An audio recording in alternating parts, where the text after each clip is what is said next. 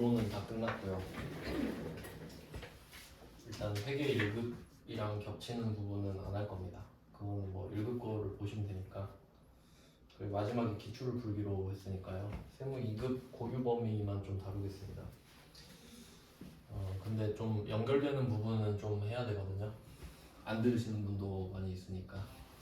그래서 일단 제가 지금 알려드리고 싶은 거는 간주공급이라는 개념인데, 그 간주공급을 이해할 때 그 불공제 항목들 있죠. 공제받지 못할 매입세, 그걸 알아야 되기 때문에 그걸 좀 간단하게 리마인드하고 그 다음에 간주공급으로 넘어가겠습니다.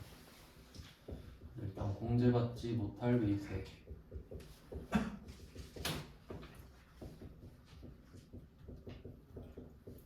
요걸 하고 그 뒤에 간주공급이라는 걸 배울게요.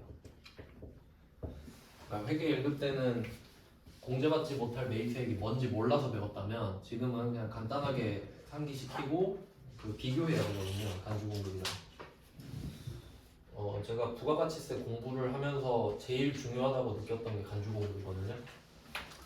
요거는 그 뭐 불공 다 아시죠? 이러고 넘어가기가 좀 그런 파트라서 한번 상기를 시켜볼게요. 어차피 뭐 메인 매출 정표는 회계 1급 때 다 다뤘었기 때문에 자료는 뭐 없으셔도 되고 있으시면은 매입 쪽을 보시면 되는데 어차피 지금 이론만 설명할 거라서 일단 공제받지 못할 매입세액을 생각해 볼게요. 그러니까 우리가 부가가치세를 그 내는 거랑 돌려받는 구조부터 생각을 해볼게요. 이제 대충 좀 아시니까 처음부터는 안 하고, 자 우리가 A라는 일반 과세자라고 하겠습니다.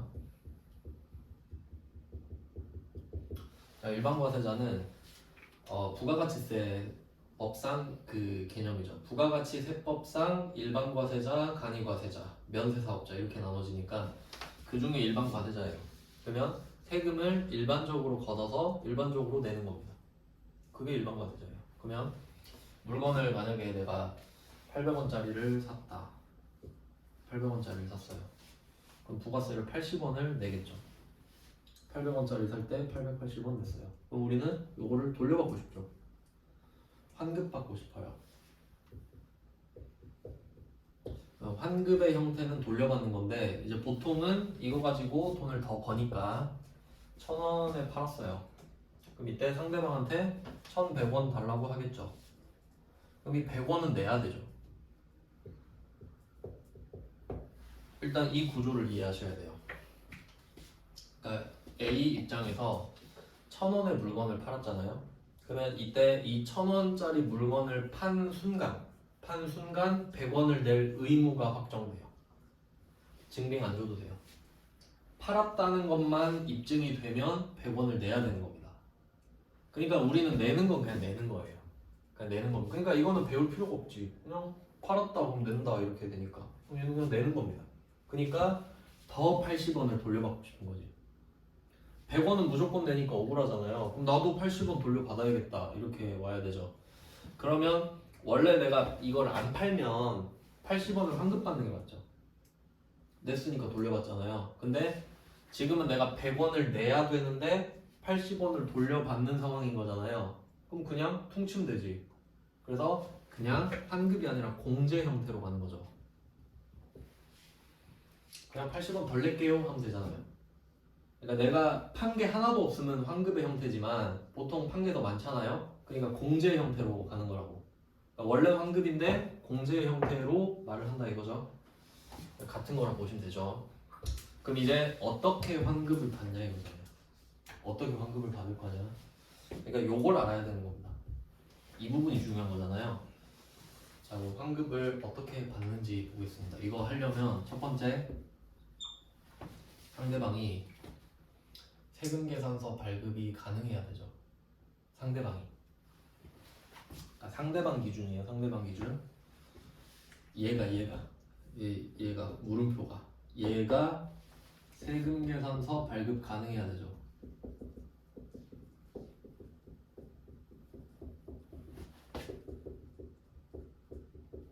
세금계산서 발급 가능 사업자여야 되잖아요.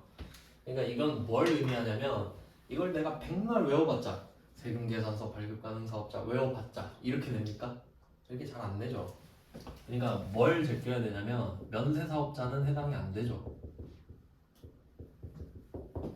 면세사업자 안 되지. 면세사업자는 세금계산서 발급을 못하니까.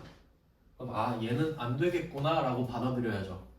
아 면세사업자 안 된다는 뜻이고, 그 다음에 또 안 되는 게 있죠. 그 간이과세자 중에 직전연도 공급대가 4,800만 원 미만, 직전연도 공급대가 4,800만 원 미만, 그렇게 낸 문제도 있습니다. 직전연도 공급대가 4,800만 원 미만 간이과세자. 아 진짜 글자 개기네. X. 근데 이렇게 알려드려야 돼요 저는. 그리고 또 생각을 해봐야 됩니다. 그러면 이게 또 뭘 의미하냐? 이게 그 결국 다 하네 결국. 그러니까 이런 느낌으로 봐야죠. 그 사업자가 형태가 두 개 있잖아요. 법인 사업자, 개인 사업자 이렇게 있잖아요. 형태가. 그럼 법인 사업자가 지나가요. 법인 사업자다. 이 사람 일반과세자네. 이렇게 되죠. 법인이 있다. 그럼 그 법인은 일반과세자예요. 무조건. 무조건. 근데 개인 사업자가 있다. 그러면 얘는 소득을 봐야지. 이게 직전연도 공급대가입니다. 직전연도 공급대가 0, 4,800, 8,000 이렇게 있죠. 0, 4,800, 8,000 그 위에 이렇게 가죠. 자 그럼 첫 번째 구간 간이과세자, 간이과세 사업자 맞죠? 그 다음 4,800에서 8,000, 정확히는 미만입니다. 미만. 4,800 미만, 8,000 미만이에요. 그럼 여기도 간이과세자예요. 자 간이과세자 됐죠? 그리고 8,000 이상부터는 일반과세자인 거야.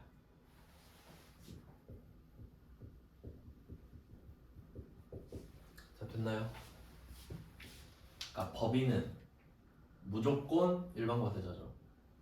돈 못 벌어도 돼. 오히려 돈을 아예 손해를 보고 있어도 일반과세자입니다. 법인이니까. 근데 개인은 8,000까지는 간이과세잖아요. 근데 왜 여기 4,800이냐?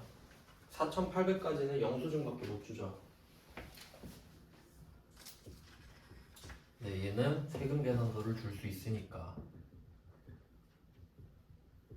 얘도 세금 계산 당연히 줄 수 있고, 당연히 얘도 세금 계산서 줄 수 있죠. 그러니까 결과적으로는 4,800만 원 미만 간이과세자만 제낌되잖아요. 나머지는 다 세금 계산서 줄 수 있으니까. 그럼 줄 수 있는 사람을 적는 것보다 못 주는 사람을 그냥 빼는 게 낫죠. 그럼 얘 빼고 면세사업자 빼면 되죠. 그럼 된 거예요. 그럼 얘 둘이 빼면 다 세금 계산서 줄 수 있구나. 그럼 이 사람들한테 받으면 세액공제를 받을 수 있네요. 한 개 더 있죠. 그리고 그것도 있어요. 한 개 더 있다. 그러니까 이 두 개는 우리 알고 있던 거죠. 한 개 더 추가할게요. 세금 계산서 발급 불가 업종이 있습니다.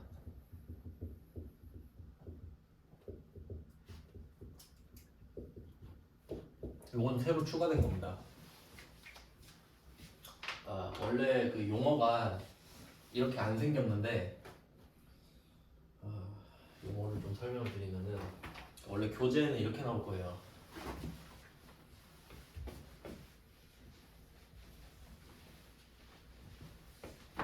교재는 제 기억으로 영수증 발급 대상 사업자인가 이렇게 나오거든요. 이렇게 나올 거예요 아마 책에. 책을 볼 필요는 없는데, 그러니까 뭔 뜻인지 볼게요. 영수증 발급 대상 사업자 이렇게 돼 있죠. 그러면 어떤 법인이 온 거예요. 어떤 법인이 있는데, 야 너는 영수증 발급 대상 사업자야. 전 법인인데요. 저 세금 계산서 줄 수 있는데요. 아니면 업종 자체가 영수증을 줘야 된다. 이 말이 세금 계산서를 못 준다는 소리죠. 그러니까 영수증 발급 대상 사업자란 말 자체가 야 너는 세금 계산서 주지 말고 영수증 줘라고 이 말이죠. 그러니까 저는 그걸 좀 임팩트 있게 세금 계산서 발급 불가 업종이라고 한 거예요. 발급이 안 되니까 이거 주는 거잖아요. 그러니까 이 두 개는 같은 뜻으로 받아들이시면 돼요. 알겠죠? 그러니까 단어 자체를 찾는 게 아니라 그 느낌을 찾는 거잖아요. 아, 쟤는 못 주는구나. 그래서 이 세금 계산서 발급 불가 업종이 있는데 예시가 있어요. 예시가 이미용호 그 뭐 이발 미용실 이런 거 있죠. 머리 자르는 거 이런 거 이미용이라고 해요.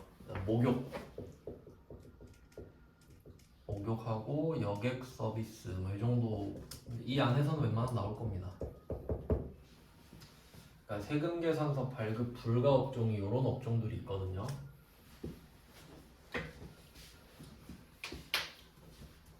네, 그럼 왜 그런지 생각을 해볼까요? 왜 얘네들은 그러니까 저 업종 있죠 밑에 쓴 거 이 업종들은 법인이어도 세금 계산서를 못 줍니다. 왜 그런지 생각해 볼게요. 세금 계산서를 받으면 세액공제를 받을 확률이 있잖아요.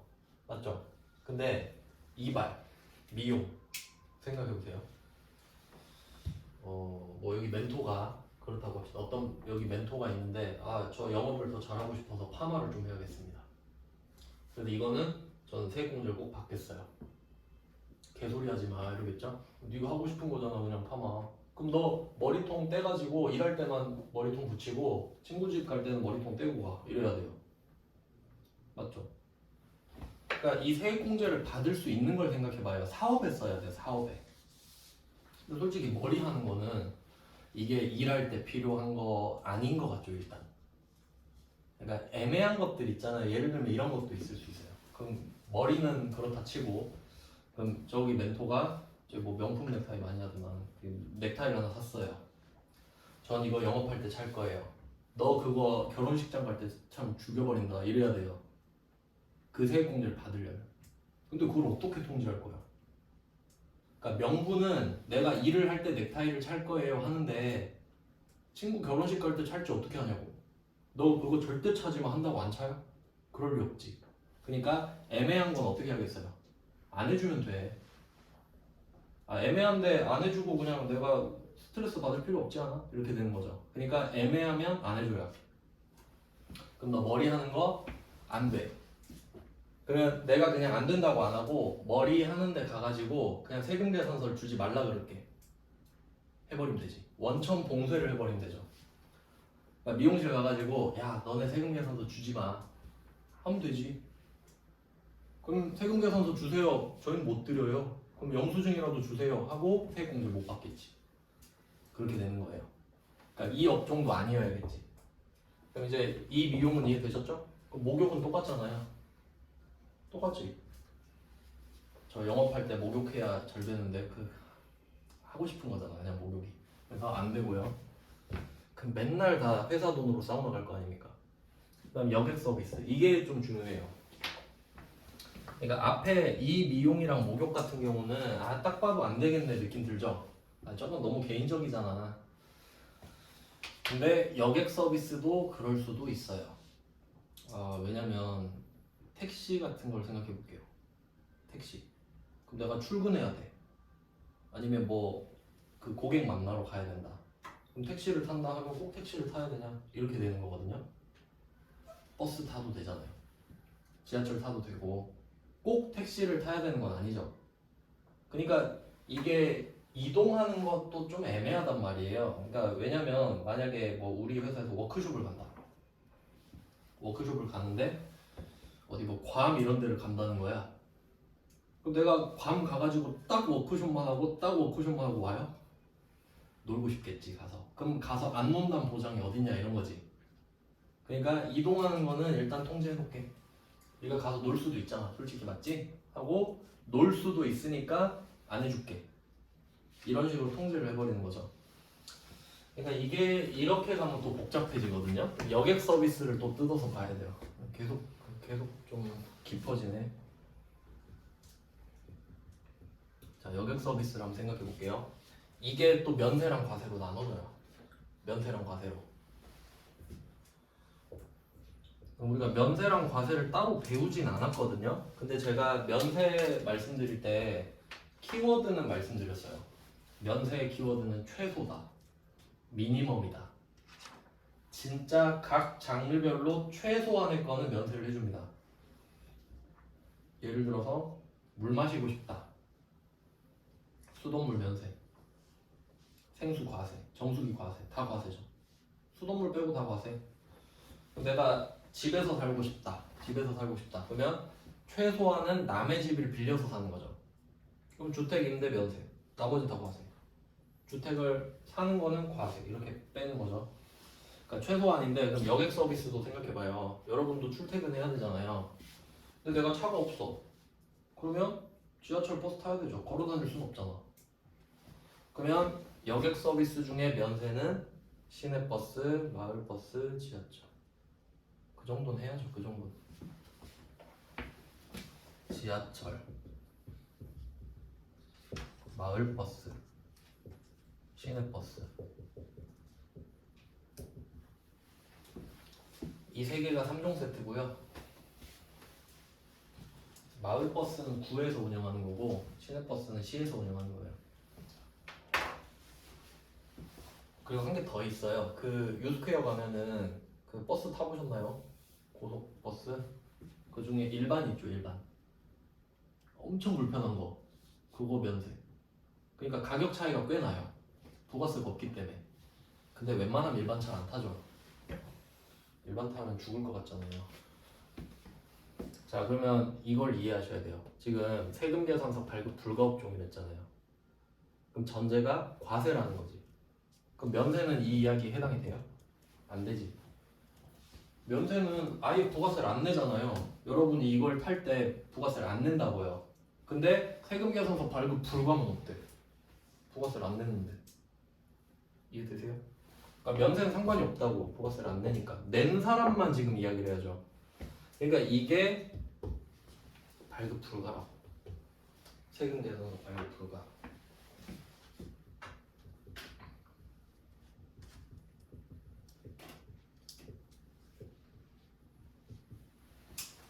그러니까 이 세 개 빼고 다 부가세를 내니까.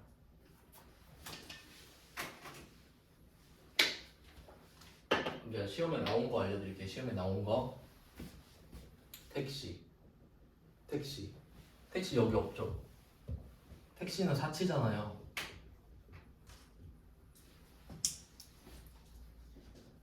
택시. 두 번째 KTX. SRT도 마찬가지겠죠. 시험에 SRT는 낸 적 없는데 내도 똑같아 보시면 되겠죠. KTX. 그다음에 항공권, 비행기.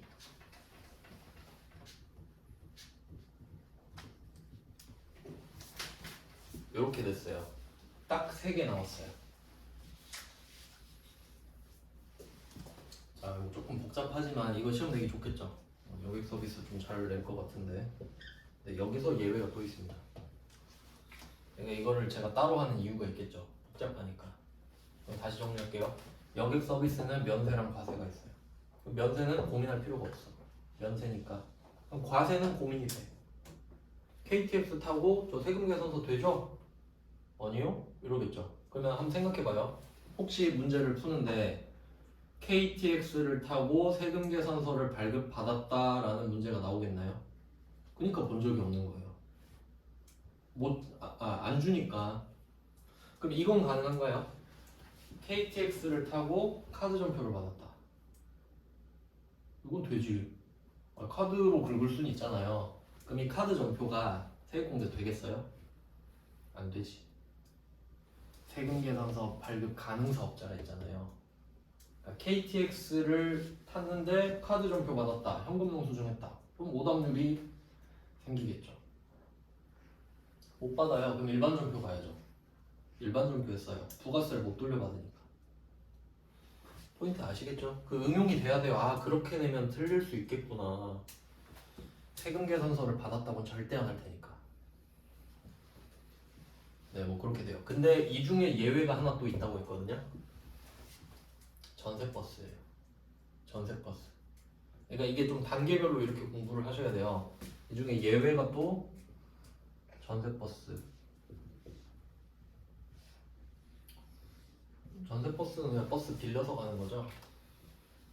고속버스를 빌려서 가는 거. 그럼 얘는 또 뭐냐? 예외가 뭐냐? 뭔 뜻인 줄 알아야 되죠. 그럼 얘는 예외면 무슨 뜻이에요? 세금계산서가 발급이 가능하다는 뜻이죠. 그러니까 요 뜻을 이해하고 넘어가야 된다는 거지. 그러니까 예외예요 이러고 끝내면 안 되잖아. 그럼 예외가 뭔데? 하면 아 세금계산서 발급 가능하다고요. 이렇게 대답해야지. 발급 가능합니다.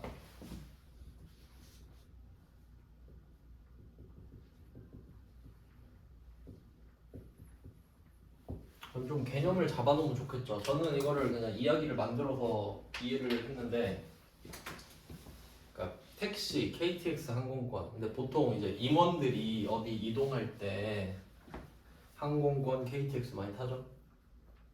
그렇죠. 뭐 직원도 탈 수는 있지만, 근데 전세버스를 빌렸다고 하면은 그 직원들 닭장같이 태워가지고 어디 가는 거 아닌가요? 그건 해줄게 정도. 직원을 태웠을 확률이 좀 높잖아요. 그러니까 KTX랑 항공권은 뭐 직원이 탔는지 임원이 탔는지 몰라요. 그러니까 안 해주겠고, 전세버스를 빌렸다고? 그럼 직원들이 많이 타지 않았을까라고 생각하겠죠. 저는 그렇게 생각을 했어요. 왜냐면 외워야 되니까. 그럼 대충 들어맞지 않나요? 아 직원을 우선시하는구나. 임원들이 버스 대절해갖고 따닥따닥 붙어가진 않겠지. 그렇게 생각하지 않을까요? 그래서 뭐 요 정도 정리하시면 돼요. 그러니까 결론은 뭘 내면 틀릴까요? 뭐 방금 말했던 KTX를 타고 카드 결제를 했다. 이런 거 틀리겠지. 세액공제 못 받으니까. 그리고 전세버스를 뭐 샀다 그래야 되나? 서비스를 이용하고 카드 점표 받았다. 이런 것까지 나올 수 있겠죠. 전세버스는 세금계산서를 받았다고 할 수도 있거든요. 근데 그걸 누가 틀려? 세금계산서를 받았다고 해버리면. 그러니까 아 그렇게 나올 수 있겠구나 정리하시면 됩니다. 그래서 여기서 이렇게 파생이 됐네요. 그래서 어쨌든 제가 말씀드리고 싶은 거는 다 퉁쳐가지고 세금계산서 발급할 수 있냐 없냐죠. 그럼 여기서 전세버스 하는 사람은 세금계산서 줄 수 있죠. 근데 뭐 택시, KTX, 항공권 안 된다는 소리예요. 자 이렇게 정리를 했고 그 다음에 두 번째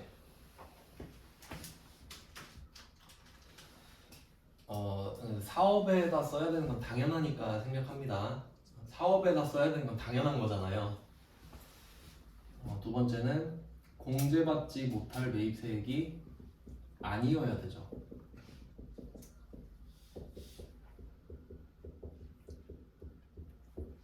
이 정도로 정리하면 될 것 같은데.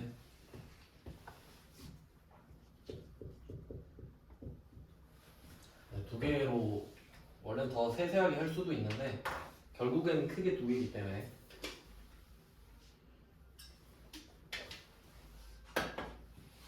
자 이게 끝입니다. 저 부가가치세 공제받고 싶은데요. 그러면 이걸 물어보는 거지. 너 그 세금계산서 발급 가능한 애한테 받았어? 이거 공제받지 못할 매입세액 아니야? 이렇게 두 개를 물어보겠죠. 그럼 우리가 네 이러면 그래 80원 돌려줄게 이렇게 가는 거고, 둘 중에 하나라도 아니요 이러면 그럼 너는 나가리야 80원 내 거 이렇게 되는 거죠. 이게 알고리즘입니다.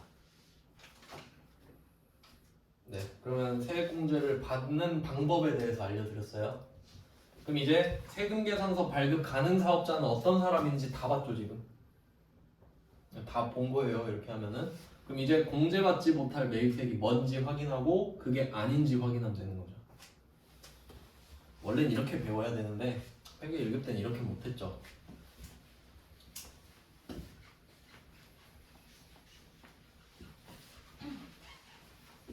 자 이제 공제받지 못할 매입세액으로 갈게요. 요거 제가 회계 1급 할 때 두 개로 나눠서 설명드렸는데 영업이랑 관련이 있다,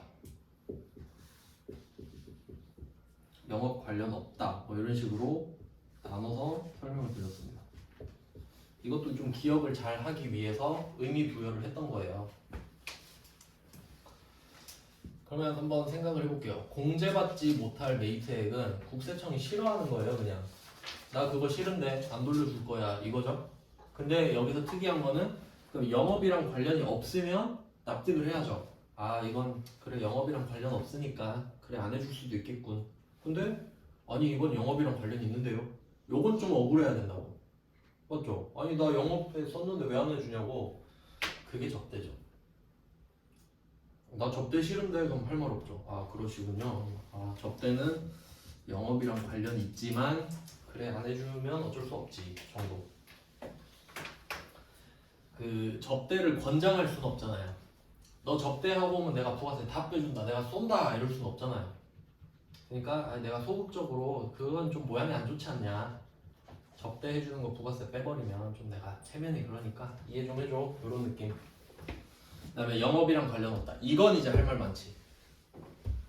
너 영업이랑 관련 없잖아 싫어 이러면 되죠. 첫 번째가 면세사업 관련이죠.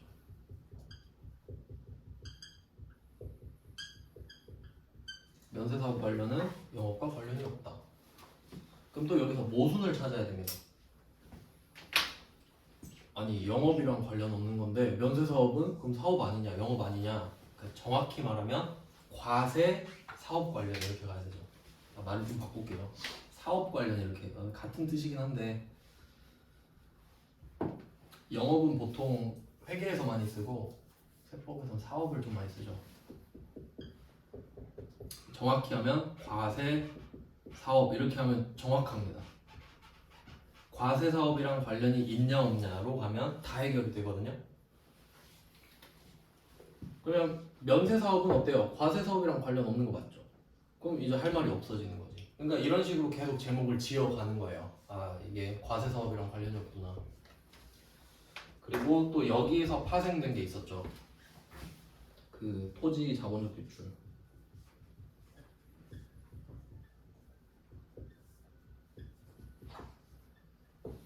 이 두 개는 그 방향이 같다고 보셔야 되는데, 일단 면세 사업이라고 하는 거는 면세 물건을 파는 게 직업인 겁니다. 면세 물건을 맨날 파는 게 면세 사업이에요. 근데 토지의 자본적 지출은 토지는 면세 물건이죠. 근데 우리가 과세 사업자여도 토지를 팔 수는 있잖아요. 그러니까 우리가 면세 사업 관련은 해당이 안 될 확률이 높아요. 왜냐면 과세 사업자니까. 근데 토지를 어떻게 할 수는 있죠. 그러니까 요게 시험에 잘 나오잖아요. 우리한테 면세 사업 관련을 내기엔 좀 그렇죠. 과세 사업자인데. 그러니까 요걸 약간 간접적으로 돌려서 토지의 자본적 지출을 많이 내잖아요. 이렇게 했고, 그 다음 비영업용 소형 승용 자동차죠. 비영업용 소형 승용 자동차.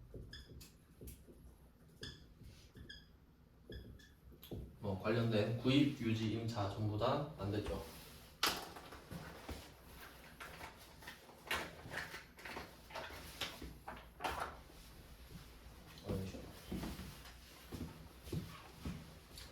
네, 그 다음에 그 뭐였지? 영업 무관인가 사업 무관이죠. 사업 무관. 사업 무관은 여기 있잖아요 이미. 과세 사업이랑 관련이 없다. 사업 무관. 제목을 잘 지어야 돼요. 그래서 이렇게 정리하면 되죠. 또 뭐가 있는데?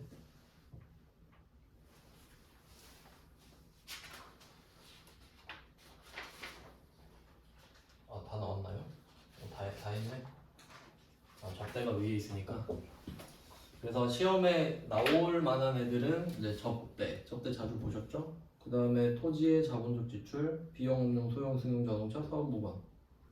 이 네 개가 줄을 이루죠. 면세 사업 관련을 내기엔 너무 억지스러운 면이 있으니까. 자, 이렇게 내용을 봤던 겁니다. 그러면 이제 하나씩 좀 볼게요. 일단 접대는 쉬우니까 그냥 넘어가면 돼요. 접대는 그냥 접대하는 거죠. 선물 주는 거. 접대는 이게 그 주의하실 부분만 하나 짚고 넘어갈게요. 하나씩 볼게요. 자, 접대는 이거 있죠. 그 화환 접대하는 거. 화환 선물하는 거 있잖아요. 요것만 좀 조심하면 되죠. 화환을 선물로 보냈다. 실제로 화환을 선물로 많이 보내잖아요. 어디 개업하고 할 때 제일 무난한 선물이니까 많이 화분 이런 거 보낼 수 있고 난 보낼 수 있고. 그럼 이때 여기서 포인트는 뭐죠? 화환이 면세라는 거지. 면세. 그러니까 이거를 잘못 배운 사람은 어떻게 돼요? 접대가 공제받지 못할 매입세액 항목 맞죠? 그럼 이렇게 말하는 거죠. 아니 접대는 세액 공제 못 받지 않나요? 못 받죠. 근데 화환을 살 때 부가세를 안 냈잖아요. 면세니까. 그러니까 면세는 불공제의 대상 자체가 아니죠. 이거를 또 그려드릴게요. 그러니까 우리가 물건 살 때 우리가 두 가지를 신경 써야 된다고 했어요. 첫 번째가 부가가치세 측면, 두 번째가 회계 측면이에요. 자, 첫 번째가 부가가치세인 이유는 부가가치세가 있냐 없냐가 제일 중요하니까요. 금액이 달라지고 그래서 살 때 과세냐 면세냐를 구분하죠. 매입할 때 부가세가 없나요? 있나요? 이렇게 물어봐요. 그러면 만약에 면세래 이건 면세입니다 하면 우린 부가세를 안 내죠. 그거 안 냈는데 그 뒤에 돌려주세요 하면 안 되잖아요. 그리고 얘는 끝. 면세 물건을 사면 거기서 끝. 그 뒤에 후속 조치는 아무것도 없습니다. 그러니까 내가 화환을 샀다. 그럼 이거를 우리 회사에 놔두든 선물용으로 주든 어차피 부가세는 못 돌려받는 거네요. 안 냈으니까. 그러니까 얘는 전혀 상관이 없죠. 근데 만약에 내가 부가세를 냈다면 이거를 공제를 받는 건지 못 돌려받는 건지 이게 중요해지는 거잖아요. 그러니까 지금 이 알고리즘을 타고 가야 되는데 고지곧대로 아니 접대는 불공 아닌가요? 그럼 면세인데 어떻게 불공제 갑니까? 얘는 여기로 못 가죠. 이미 길을 잘못 타버렸잖아요. 그러니까 요걸 먼저 이해하셔야 되고 그 다음에 두 번째가 회계잖아요. 한번 예를 들어볼게요. 내가 화환을 샀어. 그럼 면세 끝. 그 다음에 물어봐. 그럼 그 화환 뭐예요? 하니까 아 우리 회사 지점 주려고요. 하면 뭐 그냥 뭐 복리후생비 이런 거 될 수 있죠. 근데 선물용이면 접대비로 빠지죠. 그러니까 여기서 갈라지는 거예요. 회계로. 무슨 말인지 아시겠죠? 이 단계를 거쳐서 문제를 풀어야 된다는 거예요. 그러니까 계정 과목은 뒤에서 결정되죠. 뒤에서 부가세를 냈는지 안 냈는지가 더 중요하고.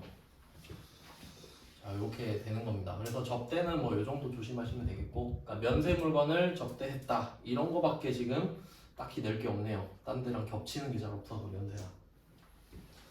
그 다음에 면세 사업 관련은 우리한테 낼 만한 게 없고, 토지 자본적 지출 이거 중요하죠.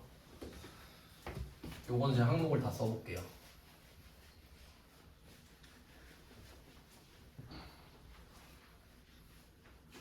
이유부터 한번 생각해볼게요. 이유부터 토지의 자본적 지출이 왜 불공제냐.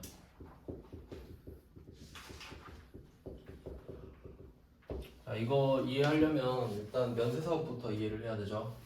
어떤 A라는 애가 있다고 합시다. 면세사업자예요. 면세사업자가 있습니다. 그럼 얘가 800원짜리 물건을 사고 1000원짜리 물건을 팔았다고 할게요. 면세사업자입니다. 근데 얘는 이가 800원짜리랑 1000원짜리는 다른 물건이에요.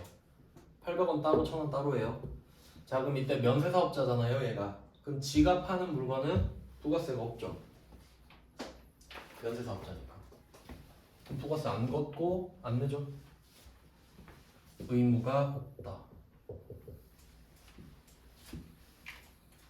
그럼 파는 건 뭐 그렇다 쳐요. 근데 얘가 800원짜리 물건이 필요해서 산 거예요. 80원 더 내고 샀다 이거죠. 근데 국세청한테 가가지고 저 80원 돌려주세요 하니까 너 의무 없지. 너 왜 권리 찾으려고 그래? 너 권리 없어. 이렇게 하고 그냥 생각하는 거죠. 이게 면세사업자. 그러니까 면세사업자는 자기 사업에 관련된 모든 물건을 다 불공당하죠. 왜냐면 팔 때 부가세 안 내니까. 이렇게 이어진다고 보시면 되죠. 그래서 면세사업자는 880원 쓰고 1,000원에 파는 거니까 제가 그랬죠. 가격 올린다고. 부가세만 없지 물건 가격 자체가 올라간다고. 이런 원리를 이해해야 그걸 이해할 수 있는 거죠. 그러니까 우리가 이 상황이 될 수는 없잖아요. 우린 과세사업자니까. 심지어 일반 과세자인데. 근데 이걸 오마주 해가지고 자, 우리가 이제 B인데 일반 과세자예요. 자, 이걸 똑같이 해가지고 800원, 1,000원을 또 해요. 금액 똑같이 적었어요. 근데 이게 땅인 거야 이제 땅. 땅 사요. 땅 800원에 사요. 그러면 땅은 면세 물건이잖아요. 그러면 누가 팔든지 상관없이 부가세가 안 붙습니다. 맞죠? 상대방이 과세사업자든 면세사업자든 난 땅을 부가세 없이 사요. 그러니까 살 때 부가세 안 냈죠. 그리고 이 땅을 1,000원에 팔게요. 그럼 우린 부가세 걷어요? 안 걷지. 그럼 아무도 안 사겠죠 나한테 땅을. 깔끔하죠? 땅 살 때 부가세 안 낸다. 팔 때 부가세 안 걷는다. 됐죠? 이게 면세 물건이에요. 면세 사업이랑은 또 다르지. 면세 사업은 자기 파는 물건만 면세일 테니까. 부가세가 붙은 물건은 못 돌려받잖아요. 자, 그럼 여기에다가 갖다 붙이는 겁니다. 그러면 이게 포인트죠. 우리가 땅을 갖다 팔 때 부가세를 안 걷어서 안 낸다. 그러니까 결과를 보셔야 돼요. 결과가 중요한 이유. 그러니까 면세사업자도 결과 때문에 뺏지 먹었죠. 너 어차피 부가세 안 내잖아. 그러니까 나 안 돌려줄 건데? 미리 예측해버리죠. 그러면 우리한테도 뭐라 그랬어요? 너 그거 땅 팔아봤자 나한테 부가세 안 줄 거잖아. 이게 전제가 된다는 거지. 그러면 여기다가 그럼 땅을 살 때는 면세 맞죠? 그러니까 땅 자체는 면세가 맞아요. 이것도 좀 자주 물어보시는데 토지는 면세입니다. 근데 토지의 자본적 지출이 불공제지. 그럼 그게 어떻게 되냐? 땅은 면세 맞잖아요. 근데 내가 이 땅을 내 걸로 만들려면 소유권 이전을 해야 돼요. 취득세를 내고 등기를 쳐야 돼요. 근데 내가 등기 칠 줄 몰라. 저 법원 한 번도 안 가봤는데요? 그러면 옆에 법무사가 쓰고 오더니 제가 해드릴까요? 이러겠죠. 대신 수수료 주셔야 돼요. 아시죠? 이렇게 내잖아요. 그럼 이 사람이 수수료를 10원을 요구해. 그럼 부가세가 1원이 붙겠죠. 자, 그럼 이때 생각을 하는 거죠. 그럼 우리가 돈을 지금 11원을 썼잖아요. 12원. 그럼 이거 1원 돌려받고 싶죠. 그럼 한번 검토를 해보는 거죠. 이거 세금 계산서 발급 가능 사업자다. 통과. 상대방 법무사. 그냥 공제받지 못할 매입수익인가? 이걸 보니까 토지의 자본적 지출인 거네. 결과를 생각해 보세요. 그러니까 국세청 가서 저 11원 썼어요 법무사한테. 그 1원 돌려주세요. 그러면 물어봐. 왜 등기를 치신 거죠? 왜 법무사한테 수수료를 준 거죠? 저 땅 샀어요.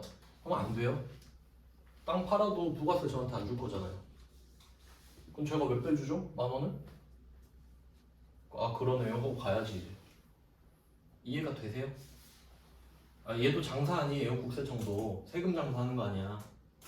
근데 10,000원 빼주고 나중에 세금 못 받으면 손해 아닌가요? 그러니까 어차피 너는 이거 땅 팔아봤자 부가세 안 줄 건데 나도 안 해줄게. 이렇게 됐다는 거지. 면세사업자랑 비슷하잖아요. 그러니까 땅은 면세 맞죠? 근데 지금 땅을 내 걸로 만드는 중에 부가세 냈잖아요. 이게 토지의 자본적 지출이죠. 요 상황이에요. 요 상황. 자 그럼 이거에 대해서 상황을 제가 다 적어드린다는 거예요. 첫 번째 방금 나왔죠. 법무사. 그럼 보통 우리가 땅 살 때 제일 먼저 거치는 게 뭐예요? 공인중개사. 공인중개사 거의 거치죠. 내가 땅 보러 다니긴 힘들잖아요. 그럼 공인중개사 수수료, 뭐 중개보수라고 하죠 원래. 공인중개사 수수료. 그럼 공인중개사가 중개를 해줘서 내가 수수료를 냈어요. 근데 내가 등기를 칠 줄 모르네? 그럼 법무사 또 가죠. 또 법무사한테 수수료 내야지.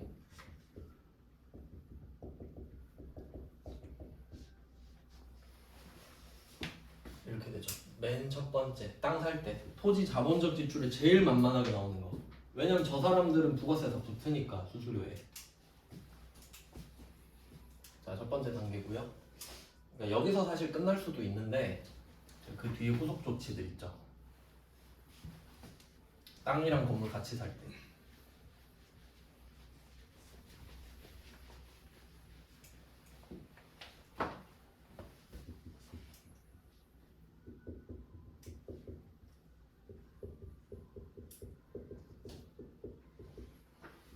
자, 땅이랑 건물을 일괄 취득할 때 뭐 본 적 있으실 텐데 그 매입점표에 있어요. 매입 매출점표에.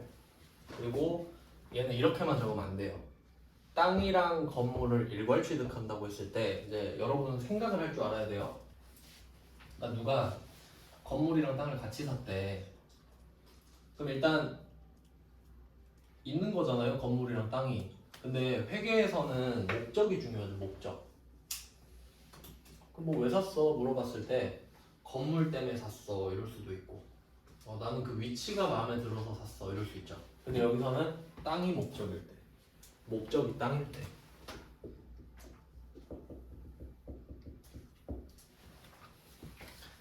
땅 목적만 돼요. 건물 목적이면 안 된다는 소리예요.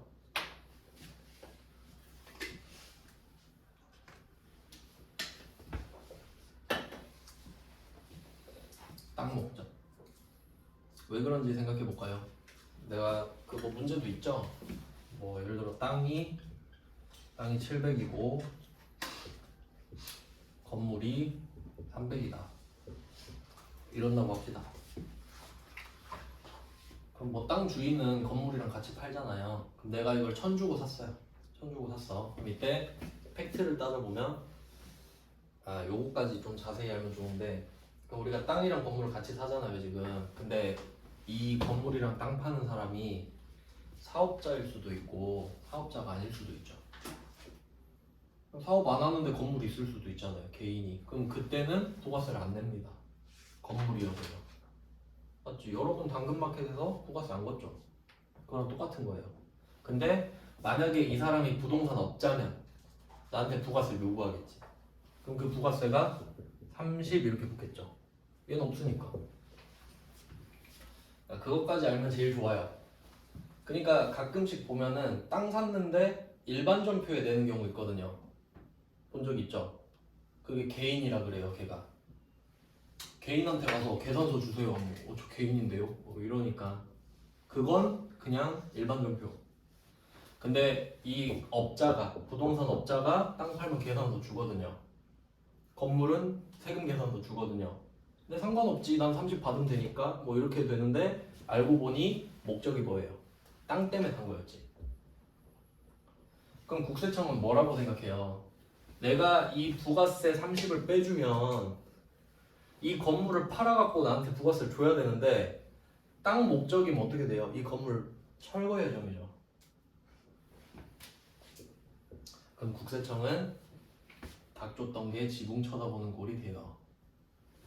건물 샀다고 해서 30을 빼줬더니 건물을 부수고 있잖아요. 그럼 이 건물을 팔 수 있나? 못 팔죠. 그럼 부가세 회수를 못 하잖아요. 그러니까 안 해준다 그러지. 어차피 너 남는 거 땅밖에 없지 않아? 이렇게 된다 이거죠. 그러면 회계 처리를 생각해봐요. 이건 부가가치세예요. 맞죠? 부가가치세 700에는 면세, 300에는 30이 붙는다. 이건 부가가치세잖아요. 그 다음 이제 회계로 생각해야 된다고. 회계. 땅 때문에 샀죠. 그러면 얘 토지 700에 이 건물은 토지 300.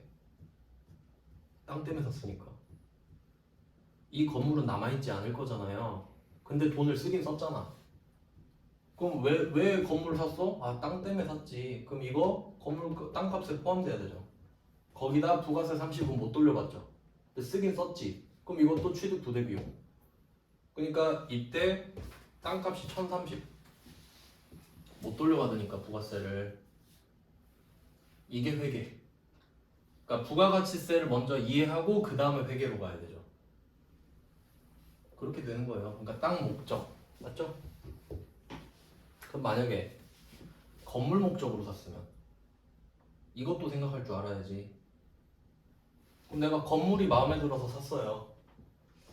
그러면 건물 330, 땅 700이죠. 그럼 이때 이 30은 어떻게 해요? 돌려받지. 건물 목적으로 샀으면 이 건물을 냅두는 거잖아요. 그럼 팔 수도 있잖아요.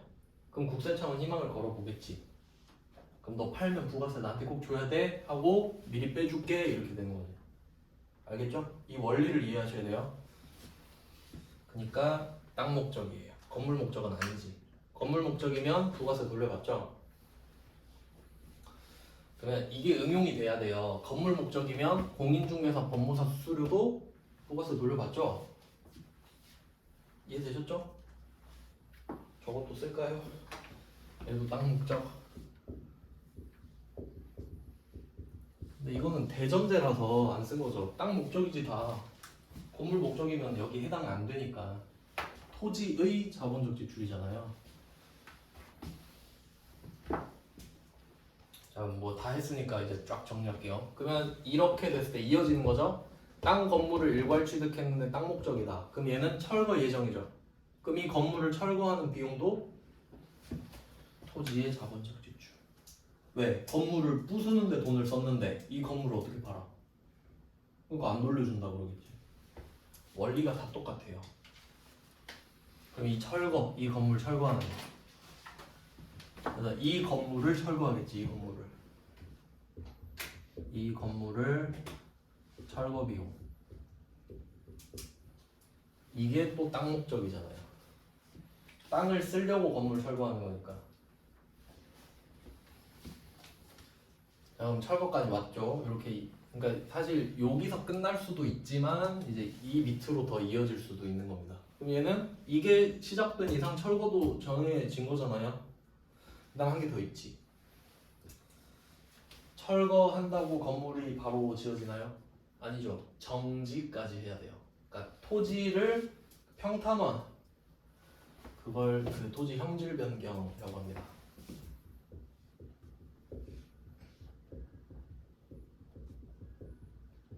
토지 형질 변경. 이거의 예시가 그 정지예요. 땅을 평평하게 한다는 거예요. 그래서 토지 형질 변경이라고 할 때도 있고 정지라고 한 적도 있기 때문에 둘 다 기억하시고, 요거 비용도 마찬가지. 그래서 토지의 자본적 지출 사례는 이거밖에 없습니다. 더 쥐어 짜내봤자 뭐 만들 수 있는 게 없기 때문에. 그래서 이렇게 정지, 토지 형질 변경까지 딱 하면 땅이 이제 평평해지는 거거든요. 이제 그때 건물을 딱 짓기 시작하면 그것부터 건설 중인 자산이에요. 그렇게 딱 경계가 되는 겁니다. 정지까지가 땅을 만드는 거고 그 뒤로부터는 건설 중인 자산. 토지의 자본적 지출을 받고 이제 비영업용 소형 승용 자동차 보겠습니다.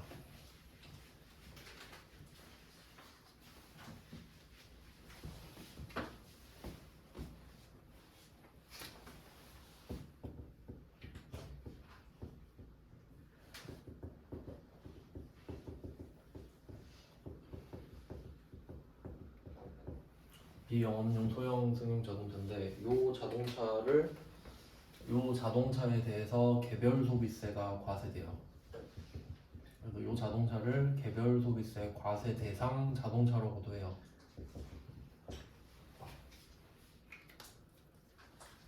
이 자동차에 대해서 구입, 유지, 임차 하는 거를 다 부가세를 안 빼주겠다.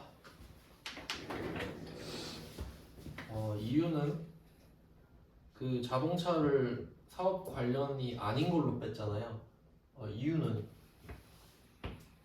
차를 꼭 좋은 거 타야 되는 건 아니니까. 그러니까 이동 목적이라면 뭐 좋은 차를 탈 이유가 있냐 이런 거죠. 그러니까 너무 사치스러운 차를 타면 사업이랑 관련 없는 걸로 가버리죠. 네, 그래서 요걸 일단 정리를 하셔야 되고요. 그러니까 이 내용을 좀 보면은 여기서는 비영업용이랑 이제 승용 자동차가 핵심이거든요. 그러니까 비영업용이라고 하는 거는 영업용 자동차를 좀 구분을 해야 되죠. 영업용 자동차라고 하는 거는 이 차가 없으면 돈을 못 버는 경우를 말해요. 차가 없으면 돈을 못 번다. 택시 회사, 버스 회사, 뭐 그런 회사들은 차 없으면 돈 못 벌잖아요. 근데 삼성전자는 어때요? 삼성전자가 차가 없으면 돈을 못 법니까? 그건 아니겠죠. 아예 못 벌진 않죠. 그러니까 버스 회사랑 삼성전자를 구분할 수는 있어야 돼요. 버스 회사는 버스가 없으면 돈을 아예 못 벌잖아요. 아예 불가능하잖아요. 근데 삼성전자는 어떻게 지게를 지고 날라도 돈을 벌 수 있긴 하잖아요. 그런 차이라고. 그러니까 그 버스, 택시 그리고 그 자동차 운전학원 있죠. 자동차 운전학원도 노란 차 없으면 돈 못 벌죠. 뭐 그거랑 뭐 중고차 매매 그런 것들 렌터카 이런 것들 그 정도로 진짜 차가 없으면 불가능한 걸 말해요. 불편한 게 아니라. 그럼 우리가 제조업이죠. 제조업. 우리 제조업이잖아요. 그럼 제조업은 차 없으면 돈 못 벌어요? 아니죠. 못 벌진 않지. 불편하다 그랬죠. 그럼 얘는 우리가 갖고 있는 차는 전부 다 비영업용. 맞죠? 그러니까 비영업용을 구분해라 이런 문제 내면은 아 우리는 아니죠. 이렇게 그러니까 비영업용이죠. 이렇게 말해야 된다. 그러니까 우리한테 당신 차가 영업용인가요? 근데 이러고 있으면 안 된다고. 아니죠. 이렇게 대답해야 된다고. 답은 정해져 있는 거니까. 맞죠? 그럼 혹시 삼성전자의 영업부에서 자동차를 타요. 그럼 그 영업용 자동차예요? 아니야. 우린 비영업용이야. 업종에서 정해져 있어. 그러니까 막 이상한 뭐 영업부에서 자동차 샀다 이런 거 속으면 안 돼요.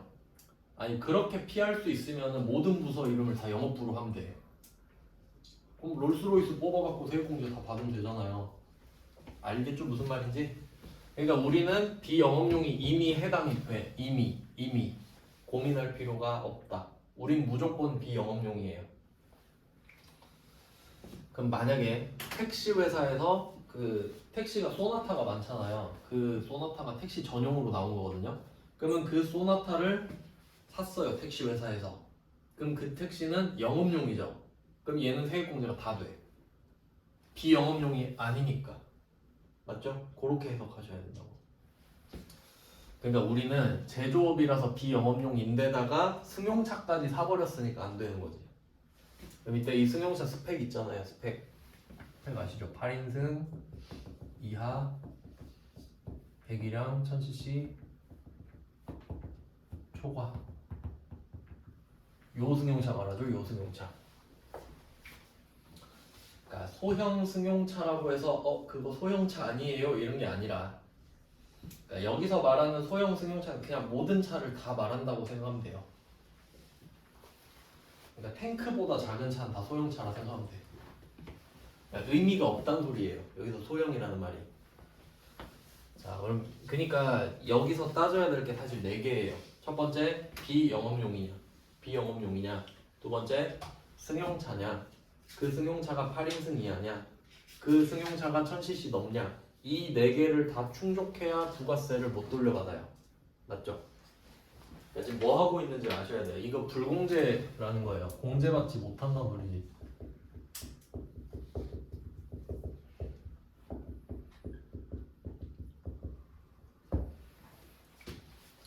그러면 4개를 다 충족해야 되잖아요. 4개를. 그러면 4개 중에 한 개씩 바꿔보는 거지. 한 개씩. 그럼 내가 뭐 이런 승용차를 샀는데 아 저는 택시 회사인데요. 저 소나타 샀는데요. 저 영업용이에요. 그럼 바로 세액공제 되죠. 4개가 다 충족해야 되는데 첫 번째 탈락이니까. 그럼 두 번째 비영업용이긴 한데 승용차가 아니래.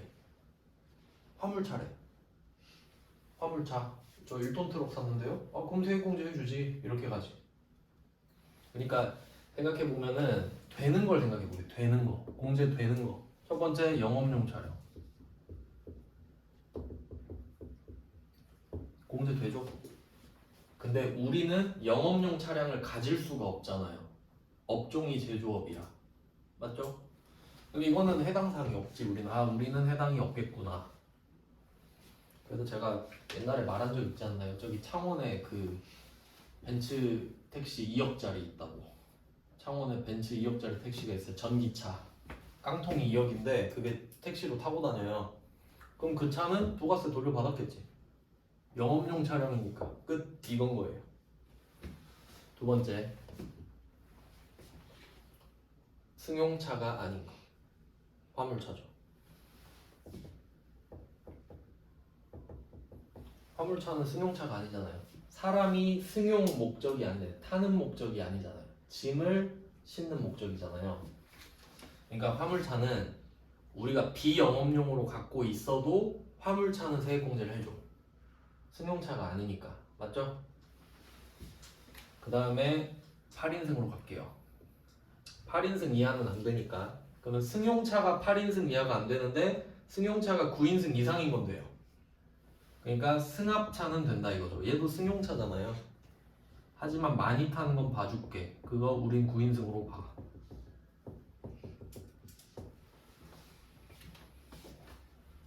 그러니까 여기서 중요한 거는 승합차라는 이름은 부가가치세법에서 붙인 거고 우리가 실제로 7인승 차도 승합차라 부르잖아요. 하지만 부가가치세법에서는 승합차를 안 부른다고요. 알겠죠? 우리가 아는 개념이랑 다르죠? 부가가치세법상으로 따져야 돼요. 그 다음에 네 번째 100이랑 1000cc 초과여야 되는데 반대면 1000cc 이하죠. 그 경차라 부르잖아요 우리가.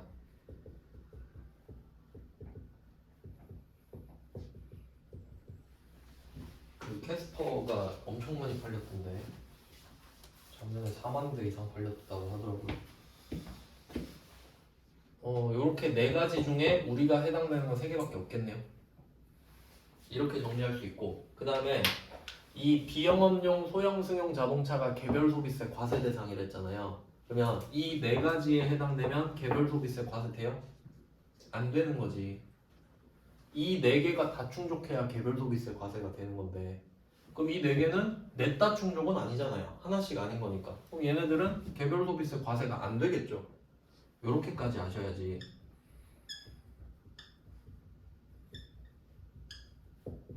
그러니까 얘는 과세가 되고 얘는 안 되고 그리고 거기다가 얘는 공제 받죠. 부가세 공제 받죠. 매입세 공제.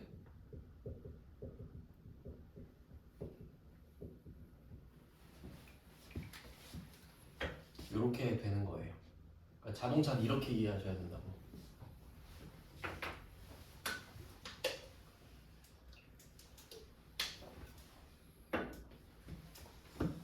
네, 이렇게 됐는데 그러면 그 예시를 들어드릴게요. 이거 그 맨날 하는 거 있잖아요. 회계 1급 때도 그 했었는데 세금 어떻게 묻는지 한 번 더 보여드릴게요.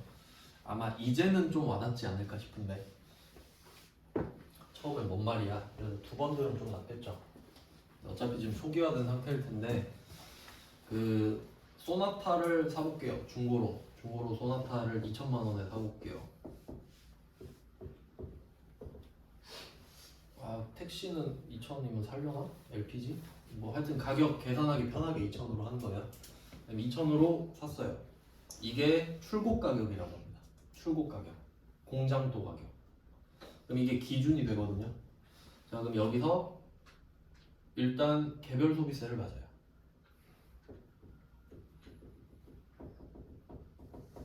그러니까 우리가 제조업이잖아요. 제조업이 소나타 샀죠. 그럼 소나타 비영업용이고 승용차고 8인승 이하고 100이랑 1000 넘죠. 그러니까 얘는 바로 개소세 맞는 거예요. 너 잘 걸렸다. 개소세나 맞아라. 5% 100만원. 지금은 3.5%일 거예요. 감면해가지고. 그럼 개소세 100 맞았죠? 자 출고 기념으로 100 맞았죠? 근데 개별 소비세에는 부가세가 있어요. 부가가치세 말고 부가세. 부가적으로 붙는 세금이 지방교육세가 있어요. 참고로 자동차세에도 지방교육세가 붙어요. 그래서 30%더 내거든요. 지방교육세는 30%. 자, 이게 개별 소비세예요. 그러니까 개별 소비세에는 지방교육세가 무조건 붙어있기 때문에 얘 둘은 세트라고 보시면 되지. 맞죠? 얘가 있으면 얘도 있고 얘가 없으면 얘도 없으니까. 자, 그럼 일단 6.5% 먹고 시작해요. 이미 6.5%죠 지금? 6.5%를 먹고 시작합니다. 자, 근데 이제 출고 됐는데 이렇게 되는데 이제 부가세 내야죠. 부가가치세 내야죠 이제. 그럼 부가가치세 얼마예요? 하니까 200인가요? 아니죠. 2130에 붙이죠. 이렇게 되죠. 213만 원 이렇게 돼요. 그래서 이게 여러분이 지불해야 되는 금액이죠. 그래서 2,343만 원 똑같은 예시죠? 회계교육 때도 했어요. 자, 그럼 여러분은 2천만 원짜리 차 사러 갔다가 343만 원 더 내고, 근데 사실 더 있죠? 취득세 7%또 내야 되고, 취득세 7% 140. 우리 같은 일반인은 7% 냅니다. 사업용은 4%고요. 그리고 보험료 내야 되고, 그리고 그것도 알죠? 차량 살 때 공채 강제 매입.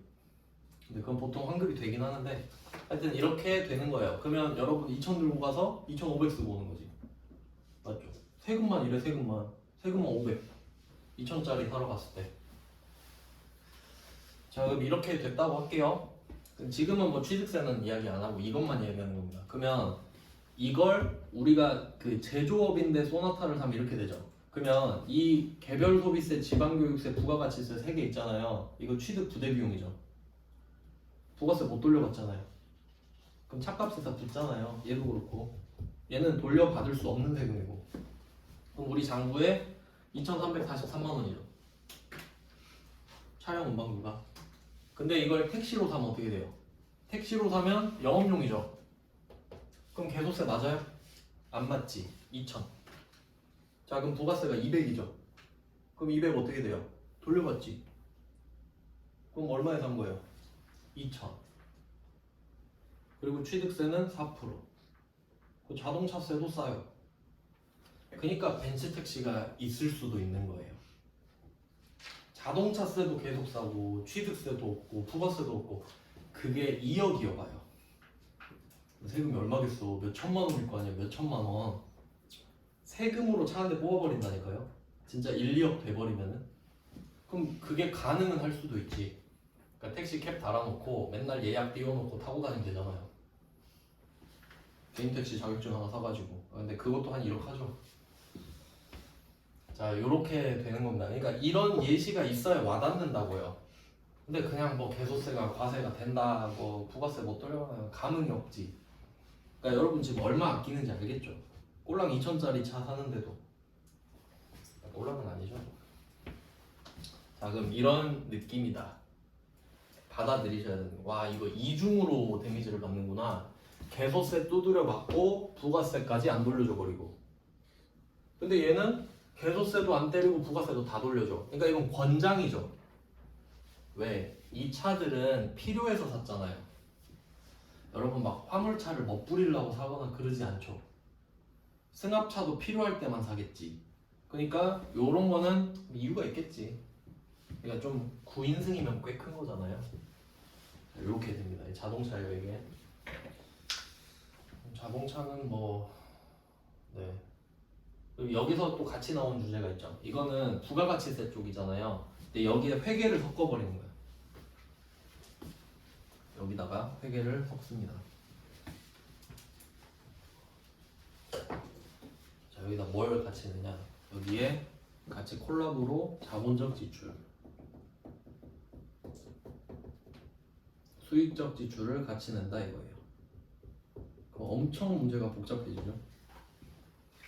예시를 생각해 볼게요. 뭐 다 풀어보셨던 거라서. 그럼 뭐 이런 식이겠죠? 내가 소나타를 샀는데 소나타를 샀다. 그럼 소나타 딱 생각하면서 우린 불공제 당했겠군. 개소세도 두드려 맞았겠군. 이 생각해야 되죠. 근데 지금 사는 이야기가 아니라 고치는 이야기라는 거거든요. 근데 그 자동차를 고쳤대. 엔진오일을 갈았대요. 엔진오일 갈았대. 승용차 엔진오일 갈았대요. 그럼 머릿속에 이거 불공이다. 불공. 그러니까 부가세 못 돌려받죠. 소나타니까. 공제받지 못할 매입세액이구나 이거 떠야 되잖아요. 근데 엔진오일 갈았대. 그럼 엔진오일 갈면 차가 막 엄청 좋아져요. 그냥 현상 유지죠. 수익적 지출. 소나타는 부가세를 못 돌려받고 엔진오일은 수익적 지출. 이렇게 가야지. 그럼 소나타가 본사 건가 공장 건가 보니까 본사 거래. 800번 차량 유지비. 개정 과목은 이렇게 결정되죠. 그 근데 소나타 엔진을 갈아버렸대. 소나타 엔진 3000cc 넣었다. 크게 안 맞겠지만 그렇다 치면 차량 운반 구조 이렇게 되잖아요. 그러니까 이거 회계 측면이죠. 100% 회계 측면. 그러니까 차를 고쳐서 어떻게 됐는지만 물어본 거잖아. 현상 유지가 된 거니 아니면 차가 좋아진 거야? 이것만 물어보는 거죠, 회계는. 근데 그게 소나타면 부가세는 못 돌려받는 거고. 근데 이거 화물차 고친 걸 수도 있죠. 화물차 고친 거면 부가세는 돌려받죠. 그런 식으로 간다고. 승합차 고칠 수도 있죠. 경차 고칠 수도 있죠. 그러니까 그게 응용이 돼야 된다고 이렇게. 이게 끝판왕입니다. 끝판왕. 그리고 저는 솔직히 가능하다면 그렇게 내고 싶어요. 뭐 여기에다가 카드를 섞어서 낸다든가. 근데 그런 문제가 많이 있습니다. 그러니까 제가 내고 싶은 건 그거예요. 소나타를 고쳤어. 소나타를 고쳤는데 현상 유지했어요. 엔진오일 갈았어요. 카드 점수 받았어. 그럼 일단 부가세를 못 돌려받는 건 팩트잖아요. 근데 카드 점표 뭐지? 일반 점표. 일반 점표예요. 근데 그걸 낼 수는 없지. 왜냐면 세무 2급은 일반 점표 문제랑 메인 매출 점표가 구분돼 있거든요. 그러니까 그렇게 못 내. 안타깝게도. 근데 알고 계셔야 되죠.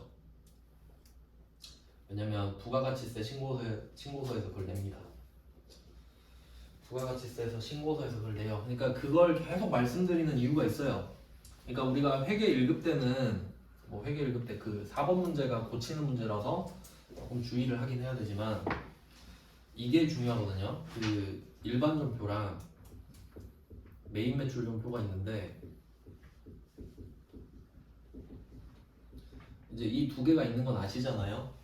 근데 실제로 여러분이 실제로 입력할 때는 누가 안 알려주죠. 어디다 쓰라고. 그러니까 내가 판단을 해야 되는데 자, 메인 매출 점표가 1등이에요. 그 다음에 일반 점표가 2등이거든요. 이유를 생각해봐요. 여러분이 하는 거래는 매입과 매출이 대부분이에요. 맞죠? 그러니까 얘가 우선이죠. 그럼 메인 매출 점표를 쓰는 이유가 뭐냐면 부가가치세 관리하려고 그래요. 만약에 여러분이 100% 일반 점표를 쓰잖아요. 그럼 부가가치세 계산하는 게 엄청 복잡해진다고. 그러니까 얘는 부가가치세 관리 용도인 거예요. 그러니까 여기다가 쓰면 부가세가 따로 모이잖아요. 부가세 대급금, 부가세 예수금. 그럼 3개월 받아 일반 점표에서 털어주면 끝나. 거꾸로 크로스 시켜서 정리하고 내고, 정리하고 내고. 얼마나 편해요 그러면. 그러니까 그때그때 잘 입력을 해놨으니까 부가세 낼 때 꿀 빠는 거죠. 자, 그럼 일반 점표는 어떻게 돼요? 매입도 아니고 매출도 아닌 것들이죠. 그리고 한 가지 더 있는데 부가세 관리가 상관이 없는 애들이지. 그러니까 방금처럼 제가 소나타를 고치면서 소나타 엔진 오일을 갈았는데 카드 점표를 받았다. 그럼 이거 부가세 못 돌려받잖아요. 근데 메인 매출 점표 쓰면 안 되지 그러면. 못 돌려받는데 그럼 일반 점표 가야 되죠. 요걸 모르는 사람이 많다 이거거든요. 근데 아유 그거 시험에 안 낸다면서요 이러는데 메인 매출 점표는 세금 그 부가가치세 신고서에서 자동 반영됩니다. 부가가치세 신고서에 반영이 돼요. 왜냐면 부가가치세 관리 용도잖아요 얘가. 그러니까 여기 있는 것만 일로 간다고. 그럼 이건 무슨 말이겠어요? 얘는 일로 간다고? 안 가죠. 그러니까 아예 방금같이 소나타 엔진오일 간 거 카드 받은 거 있잖아요. 그건 아예 일반 점표로 가서 차단시켜 버리는 거예요. 가지 말라고. 알겠죠? 그러니까 여기서 내버리면 틀리겠지 이거를. 그러니까 이 부가가치세 신고서 문제를 내가지고 방금 그 소나타 이야기를 한다니까. 그리고 그 소나타가 여기 있게 없게 이렇게 낸다고. 그럼 결과적으로 내는 거죠. 방금 제가 말씀드린 문제를. 그러니까 딱 눈에 보이는 것만 보고 아 그건 안 내잖아요 이러면 좀 약간 하수죠. 여기서 틀리고 있는 거예요. 상당히 좀 고난이도 문제가 됩니다. 부가가치세 신고서에 물어보면. 그러면 부가가치세 신고서에서 물어본다는 거는 일반 점표에 적혀야 되는 거는 여기 오면 안 된다는 소리가 되고 메인 매출 점표에 적을 수 있는 애만 일로 온다는 소리죠. 그러니까 공제받지 못할 매입세액도 일로 가는 경우가 있죠. 딱 하나 있죠. 54 불공. 세금 계산서 받았을 때만. 세금 계산서 받았을 때만 일로 가잖아요. 그 정도 기억하시면 됩니다. 자동차까지 봤고요. 이제 그걸 해야 되는데 그 간주 공급 다 했죠. 사업 무관은 뭐 사업이랑 무관하니까. 사업 무관은 그거잖아요. 대표자 집에 뭐 사줬다. 대표자 집에 사주면 안 되죠. 사업용으로 쓰는 게 아니니까. 그 정도는 아실 거라 생각하고. 자동차는 그 정도. 자동차는 말씀드린 자본적 지출, 수익적 지출에 카드 전표, 현금 영수증 바꿔서 생각해 보기 계속.